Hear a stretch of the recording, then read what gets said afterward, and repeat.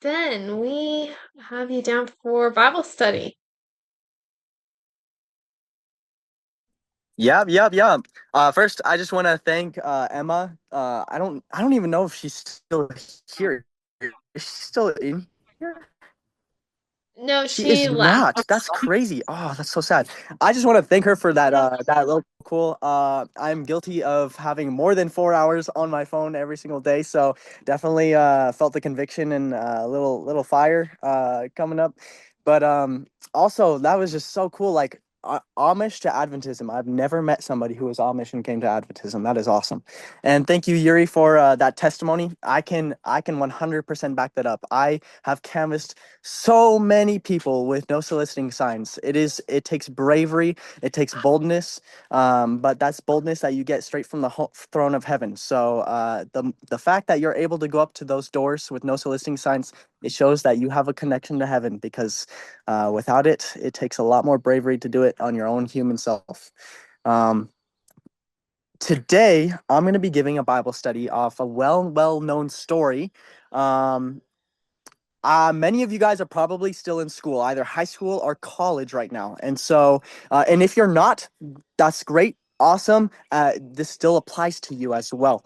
Um, you are all in a point in your life where maybe you have struggles with finances or purpose or pressure, feeling like you wasted your time, or you feel like you're not going the places that you should be going to because I've been here for so long. I want to get to the next thing and I want to learn more. I have struggled with this. I'm going to give a little personal testimony uh, so that the Bible study makes more sense. This third year at Souls West is traditionally a 2 year program. After the 2 years is up, it's healthy for you to leave. Um, of course, it's not unhealthy to stay for the third year, but it's a good way to end it. And I stayed on for a third year because there was a lot of things that I felt like I needed to learn about leadership. And so while I've been here, my patience and contentment have been tested. Financially, terrible. I mean, totally awful. I have a broken down car.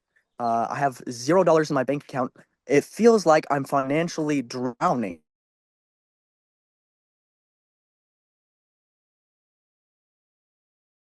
Financially drowning. Still feel it, but I have trust now. There has been a mindset shift. Have that mindset shift so that if you ever feel like you're drowning, whether it be financially or purpose wise.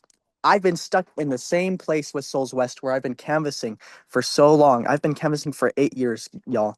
That's a long time to be canvassing. And I've been leading for only 2 years of that. And so for me, I'm like, man, like, why am I not getting more leadership opportunity? I can canvas my heart out. I'm a great canvasser. I understand this and this and this, but there were things that Jesus was like, Ben, you're missing the point. You're not content where you're at. You may know these things. You may be good at these things. Leadership may be your jam, but it's not something I have given you yet because you're not content where I have you right now in leadership. So if you have your Bibles, which I pray that you do, have your physical Bibles, turn to Luke chapter 5. We're going to read an awesome story in Luke, one of my favorite stories. Not my favorite, but is one of my favorites. So Luke chapter 5. I'm an interactive speaker, by the way. I love to have people interact as we speak. So if I could have somebody read the first 3 verses, if someone can read the first 3 verses, that would be amazing. Luke chapter 5, the first 3 verses.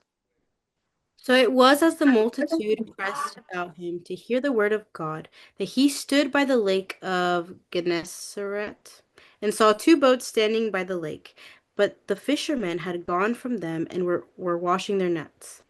Then he got Mm, into one of the boats, which was Simon's, and asked him to put out a little from the land. And he sat mm, down and taught the multitudes from the boat. mm. Awesome, awesome. So the title of this Bible study is Trusting Jesus When You Lack. At this moment, Jesus is in a place where he's speaking to many people, but there's some key people there that are going to be super important in the following ministry that Jesus has planned. They don't know it. At, at that moment, I want you to place yourself in the crowd as Jesus is speaking, okay? You're in the crowd. There's Jesus. He's in front of you. He's speaking to you, and you're sitting on the beach. And there are people behind him, Peter, and they're fishermen. All you know is that there's fishermen in the boats behind Jesus as he's speaking. And they look frustrated because, they're having a tough time. At that point, Peter and the rest of the fishermen that were with him, they were struggling. And so they felt like they were drowning financially. Maybe Peter felt like he had lost income, wasted time. He felt real pressure because he wasn't catching anything at the moment. So imagine yourself, you're there, you see Jesus and the fishermen behind him in the boats, okay? Now, you're as a college student or a high school student, you may be studying hard and not seeing really results. And so these next couple verses are for you guys, okay? I'll read these ones, verses 4 and 5. When Jesus had finished speaking, he said to Simon, "Put out into deep water and let down your nets for a catch." Simon answered, "Master, we've worked hard all night and haven't caught anything, anything.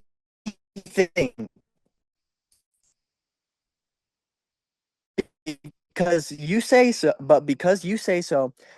I will let down myself in Peter's shoes, right? Okay. Maybe you've worked all night. You're a fisherman. You're a high school student. You're a college student. You're trying to study for something. You have no money. Maybe you're a Bible worker, and you're like, man, like this is so difficult. This is new. I'm working with frustrating coworkers. I have church members that are complaining. My job isn't just Bible working. It turns out I'm actually like a youth pastor too. Like, what is going on? And it's hard work. And then Jesus says, you know what? This is hard. I know this is hard. Go back and do it again. Go work. Keep working. And you hear that and you're like, what? But Peter, because he heard it, he went back anyways and he went out to work again. And so, watch this. Watch this, okay? He's working, but he's still stressed about money. He's tried to figure out, his future and what's going on. Him and his other buddies are in the boat, right? This is applying directly to me. I've been having a lack of trust in Jesus lately because I feel like I've been drowning financially and purpose-wise. I feel like I've been stuck. And so this is speaking to me as much as it should be speaking to everyone as well. So here we go. He said, "But at your word, I will let down the nets." When they had done so, they caught such a large number of fish that their nets began to break.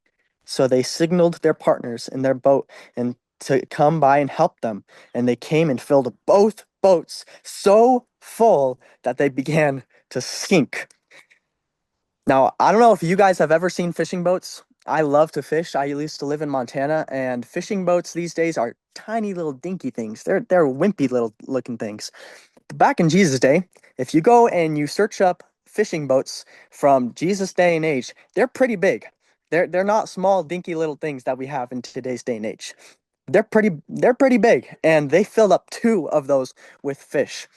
And so here is Peter. He's acting on Jesus' word. He's acting on Jesus' command. And even when it conflicts with his experience as a fisherman, right? It conflicts with his experience. He's been fishing a lot longer than Jesus has been fishing. Jesus has never been fishing, actually. He was a carpenter. Think about that. Jesus was a carpenter, and he's telling a fisherman where to put his nets. So even though it conflicted with Peter's experience, Peter still did it anyways. And even when he was tired and beat from the whole night, he still did it anyways. But here was the result. The Lord over provided. I have not felt the Lord over provide for me. I haven't seen it, if I'm being completely honest. And so I was struggling with that trust. God, I haven't seen you over provide. How do I know that you're going to over provide for me? But in reality, I may still be at that stage where Jesus is telling me, go back and work. Go put your net out again. You'll catch something and it will overwhelm you. It might start to sink your boat, but go back and work a little longer. Jesus sees practical needs, not just the spiritual ones. He knows you're struggling with money. He knows you're struggling with stress, with an overfilled schedule. He knows you're not getting enough sleep. He knows that maybe you could be eating better. He knows that, oh man, he knows that your car is broken down and you don't have any way to fix it. He knows that. He doesn't know that you just struggle with patience. He doesn't know that you just struggle with insecurity and bad devotions. He knows the practical things as well. And trusting him doesn't always lead to immediate ease. I am somebody who likes comfort. I don't like to be uncomfortable. I like to learn new things. Learning new things and being uncomfortable are two very, very different things, guys. I don't like to be uncomfortable. But when I get comfortable, it leaves me room to grow resentment towards other people. Why am I not moving forward? Do they not see that I'm working hard? Do they not see that I've been fishing all night? Do they not see that I've been doing canvassing for 8 years straight? Why can't I get more leadership experience? When the reality is, it's not immediate, but it leads to his provision in his way. It always leads to his provision when you go at his command. So we've entered a space now. The deeper purpose, we need a new direction. Okay, maybe God is calling me to work a little longer, or maybe he is giving me those blessings, but it's not immediate and it will overflow me. So what is my new direction? Where do I go now? Now that I know that. Here is his response. Okay, verse 8. When Simon Peter saw this, he fell at Jesus' knees. And I don't know why my Bible says knees. All the versions I've ever read said feet. So I don't know why it says knees. But when Simon Peter saw this, he fell at Jesus' feet and he said, "Go away from me, Lord, for I am a sinful man." I don't know about you guys, but I felt pretty sinful these past couple weeks. I've struggled so much with just anger towards God. God, I'm stuck here at Souls. I have no way to get off of this campus. How am I going? All the opportunities for Bible working, they've closed up, Lord. Am I going to go to Weimar? Am I going to go Bible work? I don't know, Lord. So show me, please. But here it is. Do not be afraid. From now on, you will go and become a fisher of men. That's in verse 10, guys. Don't be afraid. You will be a fisher of men. Jesus shifts Peter's focus. Peter's focus was, Lord, I've been working so hard. Please provide for me. And now he's shifting Peter's focus from survival to a calling. I don't want you to just survive. Jesus doesn't want you just to survive. He wants you to go and fish for other people. He wants you to give you a calling. And so he goes from using nets, to having a purpose. And Peter leaves everything to follow Jesus. So the question is, are you willing to leave everything to follow Jesus? Am I willing to leave my financial issues, as drowning as they may feel? Am I willing to leave my feeling of being stuck in the same place and not having any new opportunities? Am I willing to leave that in order to just trust Jesus and knowing that he will meet me in my real life struggles, whether that be work, money, or my future? Or to trust him even if it often starts to feel like things don't make sense? Or just following Jesus may actually mean letting go of what feels secure. What makes you feel secure may be what Jesus is asking you to let go, because he is ultimately the one that makes you feel secure. And the last point I want to bring out is provision is not the final goal. Purpose is. God doesn't want to just provide for you. He wants to provide a purpose for you. While he can provide all my financial needs right now, if I asked him, Lord, give me a full ride scholarship to Weimar, give me a Bible working position at a church, Lord, fix me a car. In fact, don't even fix my car. Bring me a new Toyota 4Runner, Lord. That's what I want, Jesus. He could do it. He could do it. He could do it. But he's not there to provide my final goal in provisions. He's there to give me a purpose. And if my purpose is to serve him and to teach others, hey, I know what it feels like to go through financial stress. I know what it feels like to feel stuck in one place and not being able to move forward, even though you have the tools to. I know what it feels like to feel stuck. But God is giving you a purpose right here, right now, to teach others. And I'm here to walk you through that too. So here's some reflection questions. I want you guys to write these down. Okay. These are for if you have financial struggles, if you have purpose struggles where you don't feel like you have your full purpose yet, or you don't know where you're supposed to go, or maybe you have a purpose, you know what you're good at, but it feels like God is holding you in one place because he wants to teach you contentment. These questions are for you. Where do you feel like you've been toiled? Where do you feel like you've toiled all night and caught nothing? That's question number one. Where do you feel like you've toiled all night and caught nothing? Because once you ask this question, you can move on to the second question. Uh, can I get a thumbs up that you guys got that? Because I want to make sure that you guys get these down. Or do you guys need me to repeat it again? Repeat it again? Okay. Where do you feel like you've toiled all night and caught nothing? Where in your life do you feel like you've toiled all night and caught nothing? Question number 2 is this. What is one area where Jesus is asking you, oh my goodness, I'm getting eaten alive by mosquitoes. Lord have mercy. Okay, question number 2 again. What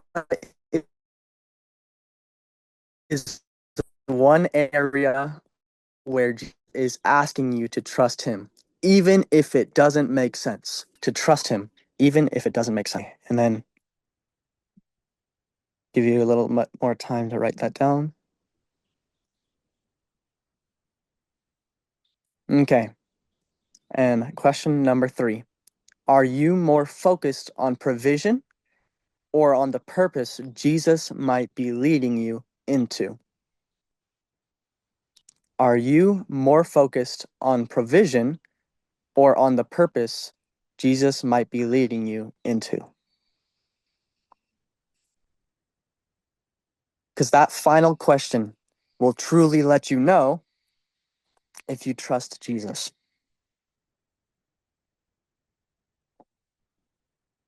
If you're more focused on provision, dang, that means, Lord, okay, God, I have a need and I may not trust you too much on this area. Uh, repeat the last one. Okay, number 3. Are you more focused on provision or on the purpose Jesus might be leading you into? Are you more focused on provision or on the purpose Jesus might be leading you into?